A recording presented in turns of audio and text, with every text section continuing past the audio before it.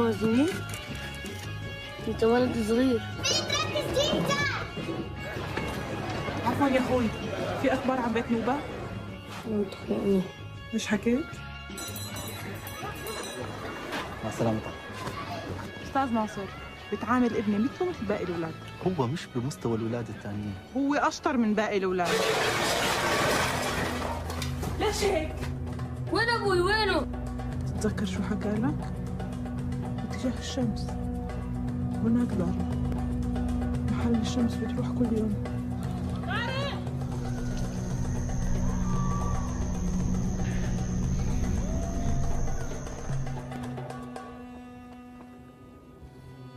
من وين جيت؟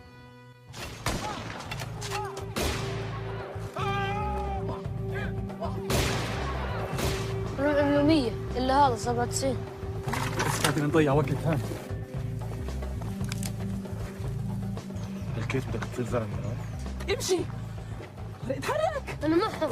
شفنا ضواء القدس، شفناهم. قلت ليش ما تزوجتش صغيرة؟ يا ريتني تجوزت اصغر. زبين. انت خليته يروح. طب وراكم بسرعة. كيف ضيعنا كل شيء؟ ما ضيعناش.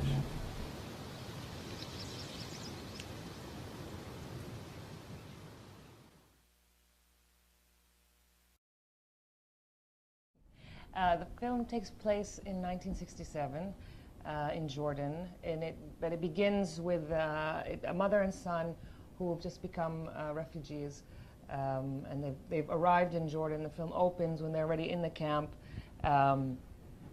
and the boy is a special kid. He's very stubborn, smart. He's the kind of kid who asks a lot of questions that adults can't answer. In a way that satisfies him, and he doesn't understand. They've been split up from the father in the whole chaos of war, and so he doesn't understand logically how the father is supposed to find them in this refugee camp in the middle of nowhere, where just simply their names are registered and nobody really knows where they are. And also logically, if you walked from your village to this camp, why can't you just walk back? He doesn't understand borders or why suddenly somebody tells you you can't go here anymore. So it's the story of the mother and son at this period in the late 60s. And he eventually decides to leave himself, take it upon himself to find the father. And the mother, having Tariq as the only thing left in her life, of course, follows him. And ... Are you reluctant to say more about it? I don't know if I should or not. Should I? I think you should. It's very important, yeah. Yeah, you go ahead. Well, just I'll help you out. I mean, what I understood from the film is that he finds friendship, family, community, and identity from a group of friendly Fedayeen, and he goes to them. And that is much more grounding for him than the dehumanizing experience of being in a refugee camp. Yeah. And yeah, I mean, in the film, he's in the camp, and it's just sort of two different mentalities where he feels that in the camp, people are saying we have to wait. We've registered our names. This is what we have to do. We have to wait. And he's not that kind of person. He's not the kind of person who waits. So he goes, and he finds this group of fighters, and he's not politicized. He's too young. He's coming of age. He doesn't really understand who they are and what they're doing, but he thinks they're like him. They think like him. He wants to go back home. These guys want to go back home, and they're doing something about it. And the mother finds him with this group and is, of course, terrified that her little boy is with this group. But she tries to bring him back to the refugee camp, and he refuses. He wants to stay with them, because he's going forward. So most of the film takes place there, with her trying to bring him back to the refugee camp and him trying to go forward. But I think there's this interesting tension, and you capture it very beautifully, very cinematically, without dialogue, between her wanting to take him back to what she thinks is the safe, logical, rational place to be, and her heart feeling more identified with the freedom of being in the open space and and then when he has run away in the end and they go to follow him, there's that moment where you show her this, like, I don't know, epiphany, you want to call it, or whatever, where it seems she understands why he wants to go home when she sees it. And I hope I'm not destroying. Yeah, but you shouldn't say the end. I won't say the because end. a lot of people, I don't think, No. who has seen the film here? Yeah. Who hasn't seen the film? Okay. Don't ruin the end. We will not ruin the end for you.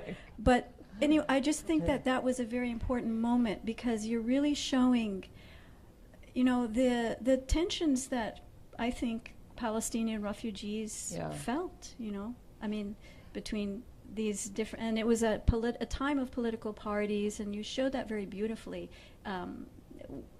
In fact, I think you kind of showed in a very romantic way. That's cinematic. That's nice. Yeah, it is romantic, and I wanted to be romantic about it, because I am romantic about that period, and they were romantic themselves. I mean, I always say that to be doing what they were doing, they had to be romantic. They believed they were going to go back. They believed in all these things were going to happen, and still believe, So and also, from Tariq's point of view, there was a special time, and he felt, like you said, that's a big part of the story. In the refugee camp, he can't read. He doesn't know how to read, and he's sort of being pushed out. I mean, he doesn't like life in the refugee camp. He doesn't understand why he has to stand in line for food, why there are public toilets, it's a lifestyle that doesn't make sense to him. He misses his home, not in a political way, in a very basic way. He misses his bed. He misses, that kind of life. And in the refugee camp, he's isolated from things, and he's getting more marginalized. And then he finds these guys who, even though they know he can't read, he can offer something else. Everybody in this group offers what they can, and nobody's less because they don't have. I mean, so that's a big part of him, discovering that there's community there. Right. Yeah. You said last night in the question and answer after the film that you talked a little bit about your process of trying to find somebody to play Tariq. Can you talk about that now? Yeah. The boy who plays Tariq is named Mahmoud Asfa. He's from the Irbid refugee camp in the north of Jordan. He's a really amazing kid who's very similar to Tariq in the film. He's, when we had this big casting process, 200 kids looking for boys between the ages of 11 and 13. And one thing about him, when I first met him, I thought maybe he'd read the script because he was so much like Tariq. And I asked all the kids, just in casual conversations when I was, looking for Tariq, what they wanted to do when they were older. And they would say normal kid things like, be a doctor, be an engineer, be whatever. I mean, all kinds of the answers that kids give. And Mahmoud said, I want to go to Palestine. And I said, yeah, but what do you want to be when you grow up? And he said, I want to go to Palestine. And I was like, this kid has read the script. That's, it's like, so he's like that. And he's a refugee. He's the son of refugees, but he has that very clear idea. And in an amazing way also about his own identity. We were rehearsing once in Jordan, and this man came up to him. I was sort of walking around with him. And somebody said to him, so you're, I said, this he's acting in the film, Batal al-film, he's the hero of the film. And this man says to him, so are you, where are you from? He says, I'm, from Irbid. And what kind of film is it? And he says, it's a Palestinian film. And the man says, but what are you? And Mahmoud says, I think he said, I'm Palestinian. And he said, but you were born in Jordan. You've lived all your life in Jordan. Why are you Palestinian? Oh no, he said to him, why? So this film, is it? So who do you like more? Who do you like more, Palestine or Jordan? And it was just a weird question to ask a kid. And Mahmoud, without missing a beat, he just goes, but. He actually said, what do you mean? Do you ask somebody who do you like better, your mother or your father? What kind of question is that? I like both. And I just this kid is 12. He's like that. So. And when you said last night that you worked with him a little bit before you finally decided on him, what exactly did you do to work with him? We did a lot of things. And one one thing that was about being physically open and free, but he already was like that in many ways. Like some of the kids, when I was interviewing them, I would ask about music they like to listen to or if they like to dance, and they're boys, and they said no, they don't like to dance. It's not cool. Except him. He said, I like to dance, and I said, can you show me something? And he said, first he said no, and then he said okay, and then he did Debka. He's just open. He just, you know, he's not self-conscious. And working together, we worked on that, being like just acting exercises. A lot of what we worked on too was understanding what is home, because he's a refugee that's, you know, he doesn't know Palestine. He's never been to Palestine. Tariq in the film knows very clearly what is Palestine. You know, that's part of his trauma, is that's suddenly been taken away from him. So we worked a lot about that concept of home and what is it that the character is so obsessed with returning to, that he, as Mahmoud, as a person, could connect to for his own role.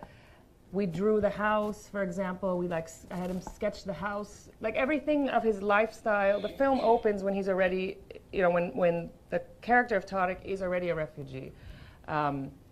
We didn't work on, I never showed him the script. We didn't work on what happens later, his relationships with people later, except for his mother's relationship with his mother. But everything before that, who is Tariq? Where does he live? What does his father look like? Because in the film we never see the father. He's just trying to find his father. We actually chose a photograph of a man that became his father. That was just for him. Nobody else in the film saw that photo. It was his photo. What did the house look like? What did he hear his parents saying at night? Because there's an indication their relationship was, you know, there was some problems in the relationship. They used to fight. So what did he hear? How did he feel? I mean, all those kinds of details, so that he knew exactly where Tariq was coming from, what Tariq was trying to get back to. And then the work with the mother later, that was really important. Ruba Bilal, who plays the mother, is she's an actress. Building their relationship as mother and son. The three of us would work together, and I also let them a lot of times just, they were off by themselves, go to the park, go do whatever mother-child thing, so that they could establish this bond. And she was also, as an actress who also works with children, she was very helpful in that, I think, for Mahmoud. Yeah, one thing I noticed was that all the actors were very convincing. There was not 1 second, you know, one notices these things when there's just a sense of distance between the actor and the character or the scene. There was no unconvincing moment, and I thought she, as a mother, she was just a very good choice as an actress. I thought all of your, and I want to ask you, how did you choose the actors for this film besides Mohammed? Ruba I'd wanted to work with from a long time. I'd seen her in other films. Ruba Bilal plays the mother. I wanted to work with her. I'd seen her in films, and I was hoping that she would work with Mahmoud. But I had to, you know, choose Mahmoud first, make sure everything was okay with Mahmoud, and then I put them together, and they connected, and so that was okay, and I'm very happy for that. In fact, she actually has a son with the same name as him, and who sort of, she thinks, looks like him, so it was good. Saleh Bakri, who plays Laith, I've worked with on Salt of the Sea. Another person who has a lot of experience and is a great actor. The rest were a mix of actors, mostly from Jordan, some who have a little bit of theater experience, some who are acting for the first time. A lot of them, I didn't know this till much later, are the children of the Fedayeen. And I didn't know that till much later in the filming process, and that was interesting because, like, they were reenacting in a way their parents' lives, and so they knew very well that lifestyle. They knew all the stories of it, so that's something that would help in the backstory for them. And then, yeah, we did training. Like, I had all the actors go through military training. Not all the actors, but the ones that were Fedayeen, because they went through a few weeks of intensive training, because they had to learn, they had to know how to hold a gun, they had to know how to do all this. And crew was welcome to join them, and some crew, like Manal over there, joined them in some of the military exercises. And she was really good. But it was a good way to get in shape. But yeah, different things like that. And how long did it take you to make this film from the very beginning to the end? We took about 3 months. Sorry, 3 months. I wish 3 years, from beginning to end. About 3 years, from writing and raising the financing, which was very difficult. And then we didn't have. We shot the film with half the budget we were supposed to, or even less. But we had to go. I didn't want to wait. Salt of the Sea, was 6 years, and I didn't want to wait. I didn't want to lose Tariq. I didn't want him to grow up and lose the chance to work with him, because it would be. I mean, he was right at the edge too. Now his voice has already dropped. He's changed a lot already. So, yeah. So from beginning to end, and after we shot, actually, there was a big gap after shooting because we didn't have enough money to complete the film. So we shot, and then we were in post-production for a long time, trying to find the financing to complete it, and finally found it from, surprisingly, Greece. A broke country saved our broke film. So, That's such an irony. yeah. So what could you say in just a few words or a few sentences? Okay, not a few words, a few sentences about making this film in Jordan, which is I understand that you live in Jordan, but I mean, it's very difficult to make films of this nature in Jordan. So how did you get the permission, for example, to shoot scenes of the freedom fighters training, the military training and all of this? How did you, I understand that there's a lot of red tape one has to go through. Can you talk a little about that? I knew it. I mean, everybody knows it's a sensitive subject in Jordan. And I felt it while we were working. Everybody felt it while we were working. And in some ways it was easy to get permission for some things. And sometimes there was a lot of red tape and bureaucracy to deal with. We kept it really small, and there's also issue of being an independent film in Jordan, which is becoming a place that's really used to very high budget American films shooting in Jordan as a landscape, as a backdrop, as a stand-in for Iraq or someplace else. So also it was difficult to be able to pay the crew what they are now used to getting paid. So there were those kinds of difficulties, but I don't know. Sometimes it was just surreal. You can say when there was one of the days we had that training scene, and you have all these guys dressed in military fatigue and keffiyehs, and they're running through a training circuit with Kalashnikovs that we got from the army, from the Jordanian army. But somebody, their security had gone by or something in a helicopter. And then suddenly there was tons of helicopters above us, and we were in Dibin Forest, which is the location that the Palestinian fighters really were in back in the day. So we were I hope to God they know this is a film shoot, because this probably is terrifying from up in the sky. Suddenly there's this whole military training circuit going on, but it was okay. Yeah, it sounds like somebody should have made a documentary about you making the film. Yeah, the insanity of it. So let's switch to a different subject now. You've had a lot of experiences, very interesting experiences, and one experience that I actually would like to ask you about is you were an assistant to the Chinese director Zhang Yimou, and that must have been a very interesting experience for you. I mean, it's an incredible opportunity also. And I'm wondering, do you feel like that changed you in some ways or influenced you in significant ways? Can you talk about that? Zhang Yimou is one of the greatest directors today living, and I'm so lucky to have had a chance to get to know him and to see how he works. I went to China for those who don't know me. He did Raise the Red Lantern and Hero and a bunch of really amazing films. But it's really different. I mean, he works on a completely different scale. I mean, his last film, the one that I was on set, was a $99 million budget. To the highest budget Chinese film, but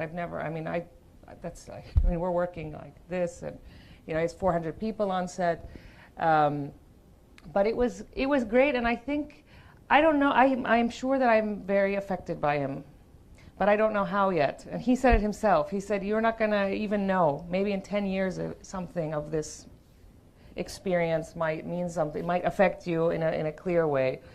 So and for him, I mean, the thing I said, that's how knowledge is passed down. You will not realize it, maybe for many years, and I think that's really true. But he's somebody I greatly respect how he works. Every detail of what he does. I mean, he's visually he's a genius. I mean, he's absolutely amazing. I mean, even he was shooting a scene.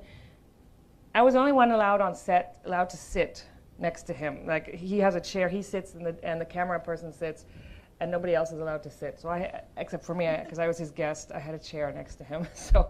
But we were shooting a scene, and he had like a bookshelf, sort of like that bookshelf, in the back of the scene, like in the background. This is a film that takes place in Nanjing in the 1930s.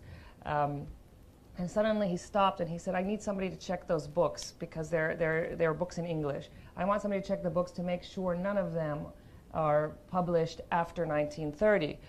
And so they were like, okay, they started checking it. He said, Annemarie, your English is good. Go over there and check it. And he thought that was very funny. The Palestinian was like the person on set checking the books, in China. Anyway, so I went and I checked all the books, and they were all fine. We took out a couple of strange ones because it's supposed to be in a monastery, in a church. We took out some that didn't make sense. And when you see that scene in the film, the books are completely out of focus. They're not, you don't even see them. They're like way in the background, out of focus. But that's how he works. I mean, there's like not a detail goes past him, even if nobody will ever see those books, which you can't. If you watch the movie, it's something way in the background, blurry, nobody would have ever noticed if one of them was wrong. Well, I was wondering if maybe that your work with him influenced just a tiny bit your visual style, because I noticed that there are a lot of good, very really intense close-ups in this film, Lama Shuftak, with the background a little bit out of focus. I mean, perhaps you work very, very closely with your cinematographer. It just seemed to me like this visually. Every single, like I said, cinematic aspect of this film was very incredibly tight, incredibly effective. And so I was just wondering if perhaps that work with him might have pushed you, just like tightened the screws in you somewhat. I don't know. I don't know. But I did work. I mean, I worked very, very closely with Helen Louvard, the cinematographer. It's the first time we worked together, and I hope to work with her again and again. It was a really great collaboration.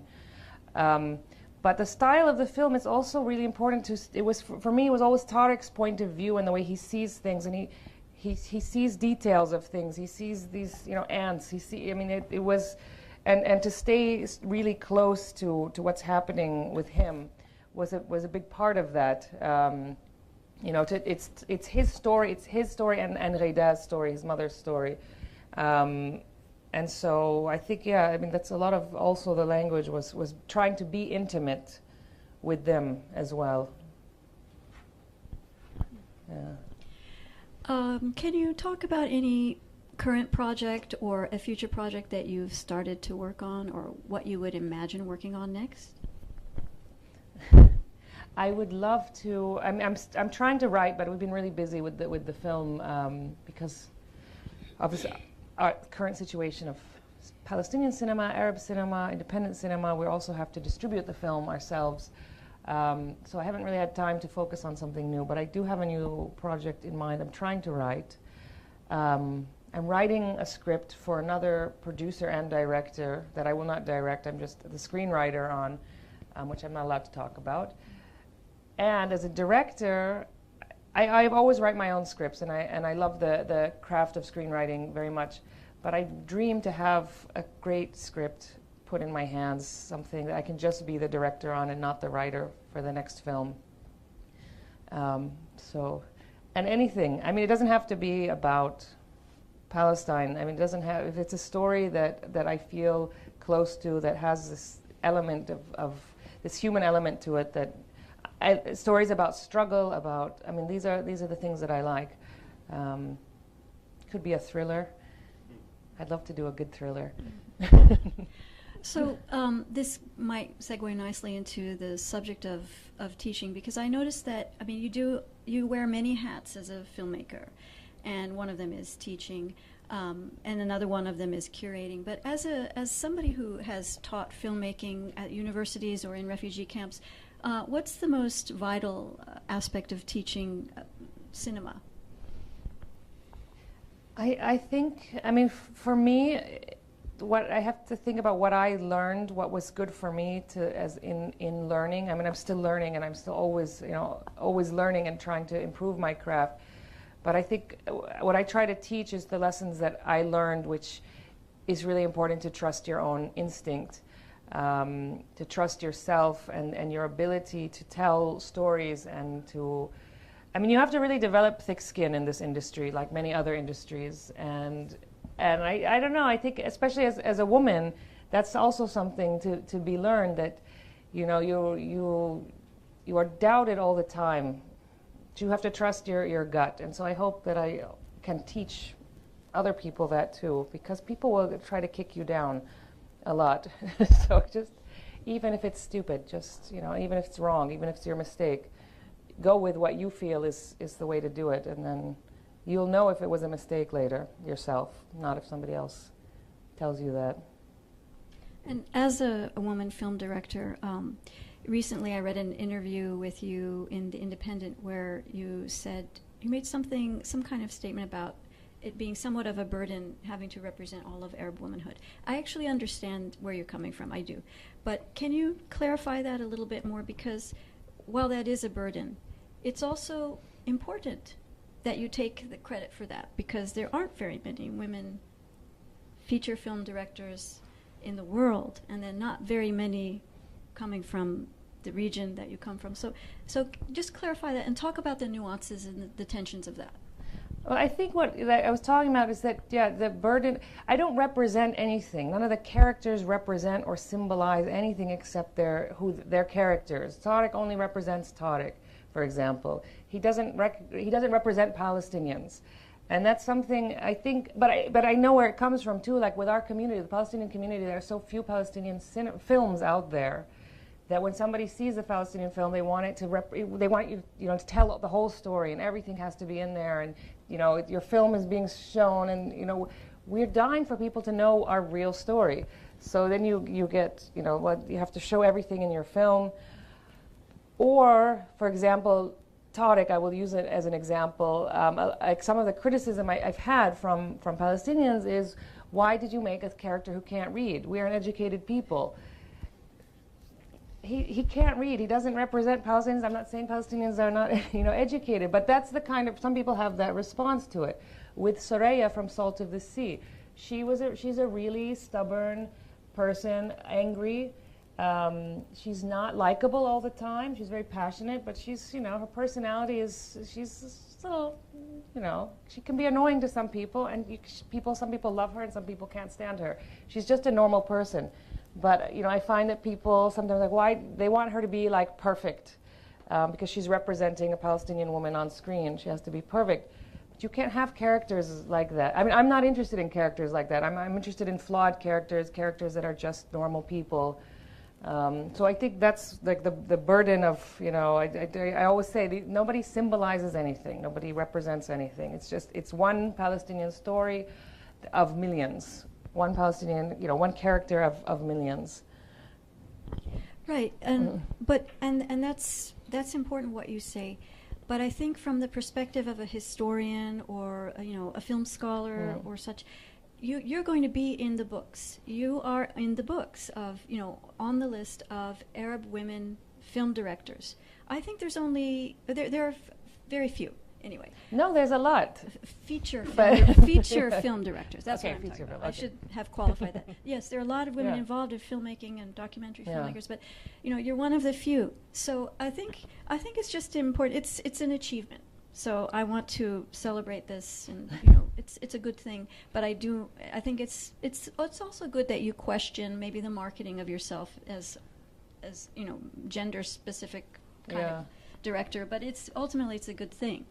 And you're probably a mentor to other people, so and that ties into also what you give back to communities in your teaching.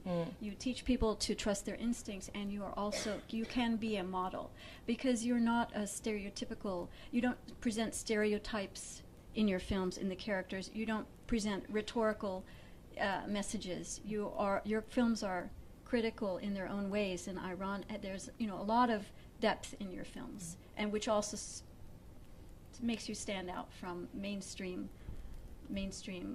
film directors, I think. Thank you. Can you talk about curating? Because you've done some of that, and how did you get involved with Dreams of a Nation Palestinian film project? Before Dreams of a Nation, I was living in New York at the time, and there were no Palestinian films being screened. And I knew that there were a lot of Palestinian films being made, but they weren't being seen in the U.S. and especially in New York, where I was living. So I started getting involved with local organizations and trying to bring films of those filmmakers who are working, especially in Palestine, who don't have the language or don't have the connections or don't have they're really great works, but they're not getting out there because they don't know how to get them out there, and nobody knows how to get to them. So I started sort of collecting films while I was in Palestine and bringing them to New York and screening them. And then the sort of idea of the Dreams of a Nation project came along, in which we decided we would have a festival. This was in 2003. Yeah, 2003, to screen Palestinian films about Palestine or about other things, but by Palestinians, because there's a lot of films about us by other people, but our own voices and our own works. And New York had never had a Palestinian film festival before. So we did the first, Palestinian film festival in New York, and all kinds of, from the well-known people like Michel Khalifa and Elie Sleiman to people who've never had screened outside of Palestine. And it was a real mix of documentary, fiction, experimental, animation, and it was really great. I mean, it was, and what was great, of course, was that the people who came were from communities from all over the place, but also for, our own audience. We have our audience in Palestine. We also have Palestinians living outside of Palestine, to see their own stories and images on screen for the first time. Was really special. And then we tried to keep that up, but then we took the same festival to Palestine, because a lot of the films had not also screened in Palestine. So we had this traveling, in 2004, traveling film festival in Palestine, in Gaza, in Nazareth, in Jaffa, in Ramallah, all over the place. Because that's also another thing, is that our own audience is really important. When we're making films, to be screened to our own audience and to have a discussion with our own people. That's really, a key, I think. You don't make films to screen in film festivals or to be screened abroad. You have to make films and engage your own audience and challenge each other and be challenged as an artist. That's maybe the most important thing. So it had many different things, and also to archive, because the Palestinian archive, for those who know about the archive, there was a Palestinian archive of cinema that was in 1982 in Beirut, disappeared. There are a lot of rumors why it disappeared, where it is, but we tried to sort of collect those films, to find the old films that that had been lost because there were reels. There were in some countries. Some of those filmmakers were still working, so we tried to recollect some of the archive and also to build the new archive and to have it online so that people could access it everywhere. But that's a project that takes a lot of resources and money and time. And time, exactly. People who are dedicated to doing that. I started to find it really difficult. I stopped making films for a while because I was working on that, and then I left that and started making films again. But it's. Were you working with Khadija? I think is her name. Khadija Abu Ali, Habashna, Mustafa Abu Ali's wife, and Mustafa Abu Ali. Mustafa Abu Ali himself, Kais Zbedi, that whole group. That was something. Actually, Mustafa Abu Ali was when we screened his film. He was one of those early filmmakers. We brought him from Ramallah to Jerusalem for the screening of his own film for the first time in Palestine. That was great. I mean, we found the film, we decided to screen it, we brought him to see it, and it was great. That makes me think of Azal Hassan's film Kings and Extras. Mm-hmm. Have you worked with her, and do you? I know Azza. I know she's a friend of mine, and I know that film But it was, yeah, I mean, it was that same period of like what happened to the archives, and us, this generation trying to figure out where the archives are, which is still being, there are many people still doing research on it and trying to find those archives, yeah.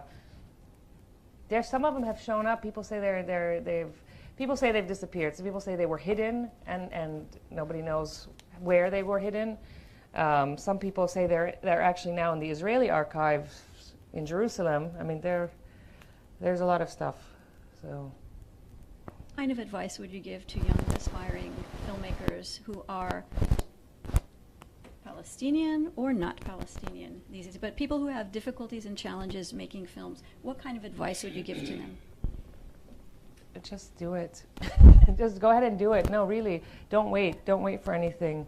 Don't wait for finances. Don't wait for the perfect time. Don't just do it, because you have to keep going and you have to keep learning, and you're going to make, you just have to go. If you have the story in you, do it. Don't wait. I was wondering why you decided to have your latest film through the child's perspective instead of, I know Salt of the Sea, I saw that and very much enjoyed it, and why the child's perspective is important. Yeah, a child's perspective was, I liked different reasons. One of them is that I didn't live that period myself. So there's some freedom that as I have a child's perspective of that period myself, in a way. I have a romance about that period, a romantic image of that period, like Tarek. And also, I think for me, the film is also, it's a question to that generation. I wanted to use a child to tell the story, because Tarek is very clear. He knows what he wants. He wants to get home. And our message as Palestinians was very clear in the beginning. It was clear. Things went really wrong. The film stays in this period where it was still good, where there was still hope, before all the corruption, before everything went really off track. And I felt that with a child, I could have a character who keeps clear. And in a way, it's a question to that generation. Why didn't they stay clear? Why didn't they stay on that path that Tarek stayed on? It's so simple. The Palestinian question is so simple. The media makes it complicated. Everybody complicates it. And our own people complicated it. We complicated it ourselves. Our own leadership complicated it. So Tarek, for me, is that sort of, why didn't we stay like Tarek? You know? Mm. Mm-hmm. Okay, thank you. I have two brief questions. The first, I know you mentioned last night after the screening that the story coming from 67 was a personal story for you and your family, but I'm wondering also if there were like practical reasons for doing a story that was based out of Jordan because of your inability to do filming in the West Bank or in other parts of Palestine. Yeah. And the second question is if you were influenced by documentaries or the earlier Palestinian films that were made about the Fadin during that period, and if you watched any of them because there was, I've only seen a couple of those documentaries, but some of the scenes, especially of like the Fadin getting their photographs taken and stuff, really reminded me of some of those documentaries. So I just wanted to see what your influences were. Yeah, I love that question. But the first question, practically, yes. I mean, this came after Salt of the Sea, and I was denied entry, and I moved to Jordan after Salt of the Sea, and I've been living in Jordan 5 years, and I was really depressed. The film came out of depression. It's a hopeful film. Salt of the Sea was a depressing film, but I was feeling good. This was like a hopeful film. At the time, I was depressed. But that was a big part of it, was that I was really depressed. I couldn't get back to Palestine, and I wanted to find something hopeful about that, and to do something as an artist, hopeful, not let the depression sort of consume me. And so I found this story of this time period, of a hopeful time period, and of a character who's just, no matter how much he gets kicked down, keeps this hopefulness about him. So I was in Jordan. Let's do something good with that. And then regarding the second question, I love this question because, and this comes back to the archives and gathering those films. And I watched all those films. They are totally referenced in my film. I wanted to reference them. There are even shots that are referenced right out of those films that those filmmakers were making in the 60s and 70s, because I was interested in how they were filming themselves, how they were filming their own lives and their own struggle, because they were feeling good. I mean, it was about being empowered again. So I wanted to shoot it in a way that would reference those filmmakers and that the sort of mood that was happening at the time. So yeah, thanks for noticing. It definitely seemed like there was almost an homage to that period. Yeah, Really, absolutely. I like Absolutely. I hope it's an homage to those guys that were doing. I mean, they were making films, but they were also just recording their lives too. There's also just tons of footage. They were recording their lives, and they were saying, we refuse to be refugees. We are not refugees. We have agency to do something, and you could see that in the language of the camera. We have a question here and then a question back there. Take the one where? Back there. Helen. Yeah, Helen. Thank you. Oh, okay, thanks. Thank you, Annemarie. So, as an artist as well, I'm sort of interested in your comment on, you made a point of saying that you like to have your films, or they should be going back to the Palestinian people so they can see their own, you and have these discussions and dialogue and engage and argue and so on and so forth, which is very important. Sometimes here we have the conflict of who comes to see our work as artists, our own community. And then you feel like, damn, I'm preaching to the choir. And who I really want to see what our point of view is are other people outside our community. And I just find it very interesting that it's such a strong point and a good point. But I was interested in why that is also with you. Sorry for that. Yeah.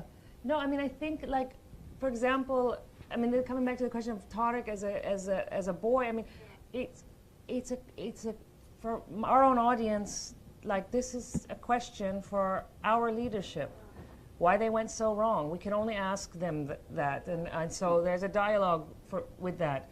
And then I also think it's important that our own community doesn't start to accept cliches that other people have created about our lives, because when you don't see anything else, that's important too.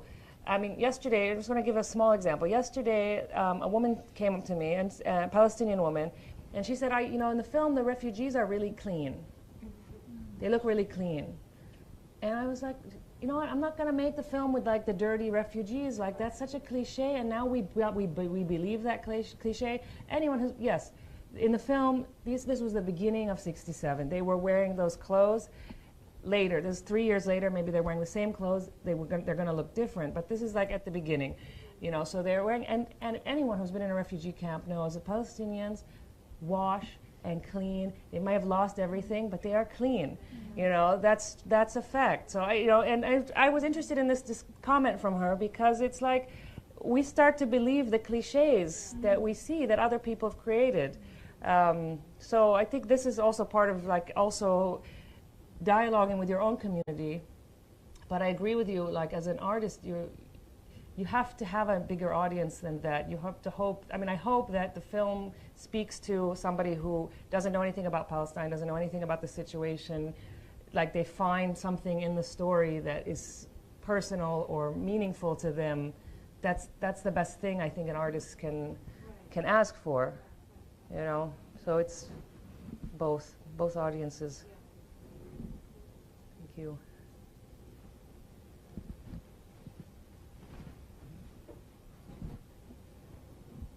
Hi, I'm Delinda Hanley from the Washington Report, and we do carry your other film, That's Also the Sea, and we hope to carry this in our bookstore too. Thank you. Me too. So distribution, come see us. But I'm kind of following up on Helen's question.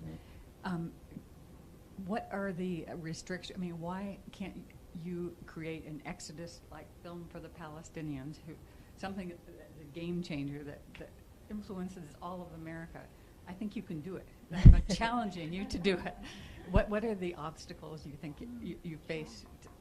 Other than money. Yeah, money, finances. No, I think, of course, it's financing to be able to do such a film on such a scale, because you can't do a film like that. A film that's like, would be such a historically important, you cannot do that cheaply because it would look bad. It's better not to see it. No, and then I think, I mean, look, it's tough. It's tough to get these films, even these films, to get them made, to find support for them internationally. I mean, it's difficult. It's difficult to you know, it's a story that a lot of people don't want to hear. And we feel it. I feel it as a filmmaker. I feel it again and again. We get a lot of blocks. I hope this film, I mean, speaking of distribution, I hope we get U.S. distribution. Salt of the Sea took 2 years before it found a U.S. distributor. It was right away picked up. The first country that picked it up was India. It was, you know, it was theatrically released in France, in Spain, in Belgium, in Switzerland. But in the U.S., it took 2 years for that to happen. I hope things are changing. I mean, I haven't been living here for a long time, so I don't have a sense of that. You probably have a better sense of whether something's changing or not. Do you think so? Yeah. Your film will help it. I hope.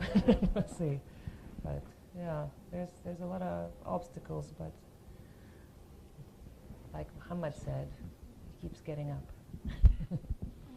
On the distribution question, how Yeah. difficult is it to get a film like this latest one on Netflix and directly bypass theater distribution and the theater channels? I don't know. I don't know the answer to that. I don't know because I mean, the way like we're dealing, I'll just use the example of how we're distributing it now in the Arab world. Because Salt of the Sea, also, we had a distributor in Dubai buy the film, the rights for the film in the whole Middle East, and then he never distributed it. So with this time, we've kept the Middle East rights with us, and we are going to each, you know, theaters privately ourselves, making deals with theaters to screen the film, to make sure that people have a chance to see it, that it gets out there. So it will be released in Jordan in the summer. It will be released in Lebanon, in Egypt. I mean, these are small, like art house theaters, but at least it will screen. This is why I haven't written anything new, because, you know, the filmmaker then also has to become the distributor. So in the U.S., I mean, things are really changing. I mean, because it's not an Arab issue, it's with all independent cinema. There's a real problem of independent films being seen here, and they're getting seen less and less. So people, I think, are trying to find new ways of distribution here, and it's got to happen. I mean, it's happening online too. I mean, there's a lot of freedom in that. I'm still like a little uneasy with people watching films online legally, not illegally, legally, but that's what everyone says. I mean, that's what the new generation is doing. That's how they're watching films. So you have to go with that too, and not hold on to this old theatrical release only in the theaters. If 15-year-old kids will only watch a film online, then we have to make sure it's online for them. I'm going to ask a question. Is the film going to be shown at the Chicago Palestine Film Festival? Yes, it is. Tomorrow, Saturday night, it will be at the Chicago Palestine Festival, and on Sunday there's another screening. Yeah. We have another question up in the front.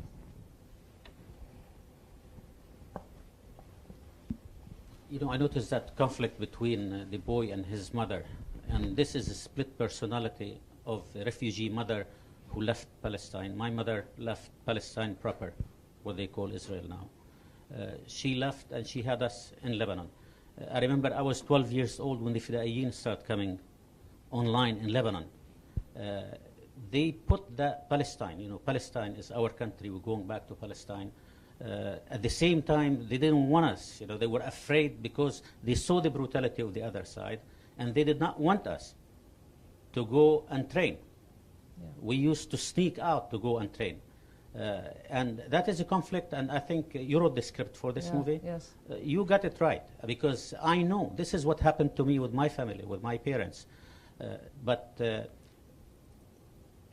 even though they did not want us to go and carry a Kalashnikov and go fight and whatever, at the same time, they really imprinted that Palestine in us. My first time to Palestine was in 1993.